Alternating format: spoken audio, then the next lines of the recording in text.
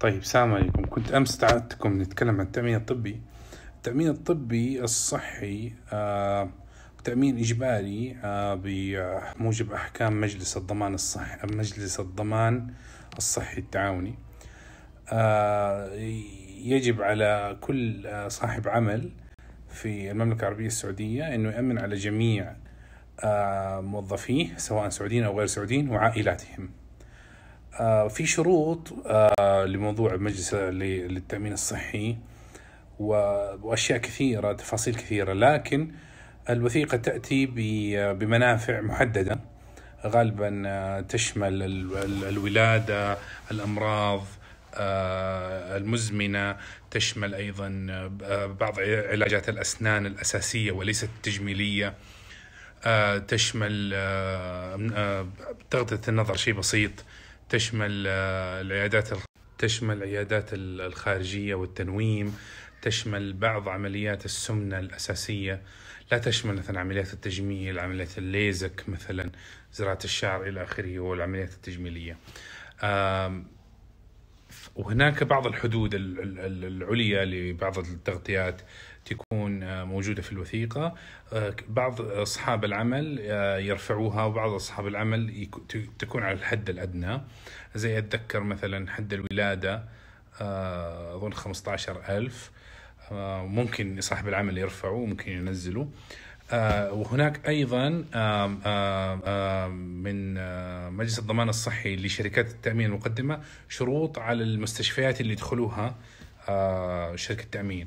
يعني مش إلزامي على شركة التأمين إن تعطيك أو صاحب العمل إنه يعطيك شركة تدخلك كل مستشفيات المملكة.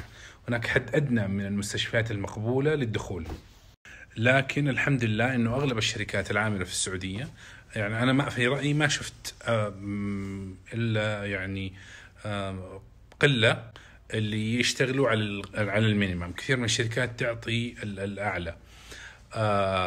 يعني لو أنت قدرت تدخل أبسط مستشفى موجود في الرياض أو في جدة أو في الشرقية مباشرة بتأمينك المباشر، فاعرف أنك لست في القائمة الدنيا. القائمة الإلزامية فيها عدد محدود جدا من المستوصفات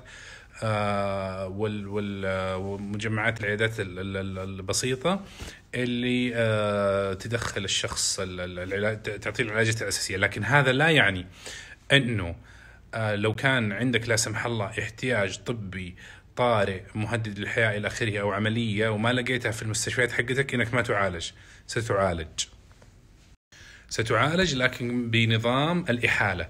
يعني تدخل للمستوصف أو المستشفى اللي أنت تستطيع الدخول لها بالبطاقة بشكل مباشر، تذهب إلى الطبيب، تعمل استشارة، الطبيب يقول تحتاج مثلا علاج معين، تكلم مستشفى ويكون ما عندهم هذا العلاج، أو ما في أي مستشفى من أو مستوصف يكون فيه هذا العلاج تستطيع الدخول إليه. تكلم شركة التأمين، هم ملزمين إنه يحولوك إلى شركة أخرى أو مستشفى آخر أو مستوصف آخر في هذا العلاج، ويتحملوا التكلفة حتى لو كان هذا المستشفى لا تستطيع الدخول إليه بشكل مباشر في الشبكة المغطى حسب تأمينك. هناك بعض الشغلات اللي كثير ما يعرفوها، إنه مثلا التغطية تكون لمدة سنة كاملة، حتى لو لا سمح الله كانت الحالة المرضية في آخر يوم من التغطية التأمينية الوثيقة تستمر شركة التأمين في الدفع لعلاجك طالما أنه تاريخ دخولك للمستشفى وتشخيصك بالمرض هذا كان في داخل الوثيقة. فبعض الناس مثلا يقول انتهى تأميني اليوم وأنا منوم في المستشفى، مين حيدفع الباقي؟ أو هل تدفع الشركة الثانية البوليصة الجديدة إذا تغيرت الشركة تكاليف التأمين في الأيام التي تلي آخر يوم؟ لا، طالما أنك في المستشفى سيكتمل علاجك.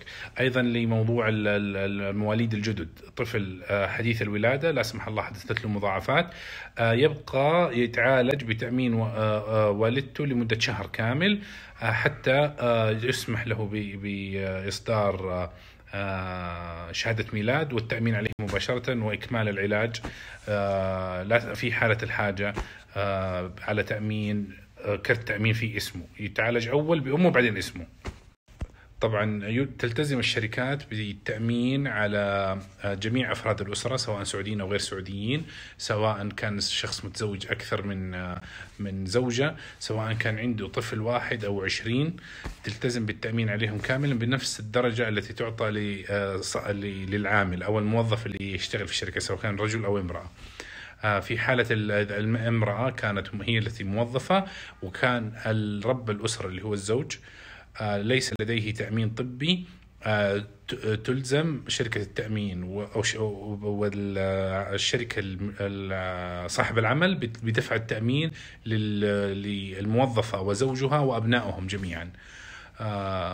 طبعا لا يشترط التأمين على الوالدين حتى وإن كانوا معالين من قبل الموظف أو كان هناك إعالة، لا يتحمل الموظف كافة تكاليف إضافته.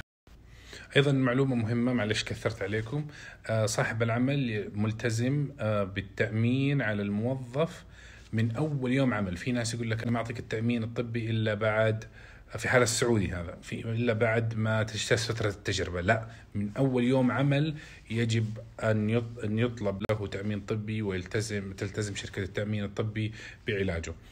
بالنسبة للغير سعودي يجب نقل الكفالة، لأنه نقل الكفالة إلزامي لموضوع التأمين الطبي، فبالتالي لا يمكن إصدار تأمين طبي لشخص ليس على كفالة الشركة.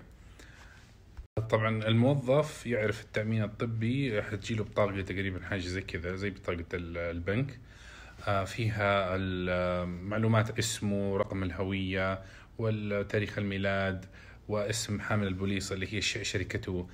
بعدين في بعض التفاصيل للمستشفى عشان تساعده تقديم الخدمة، هو نوع الغرفة في حالة التمويم، الاستقطاع، حد الاستقطاع، حد الاستقطاع، حد الأعلى للعلاج بدون موافقات إلى آخره من هذه المعلومات اللي تهمك. وتاريخ طبعا انتهاء الوثيقة مهم جدا إنه تعرف فيه. طبعا في شركات كثيرة للتأمين الطبي، يعني ما حذكر اسمها هنا، لكن كل الناس تعرفها، وبعضها مشهور جدا وبعضها غير مشهور، لكن أغلبهم يتشاركوا في شغلات أساسية كلها ذكرتها.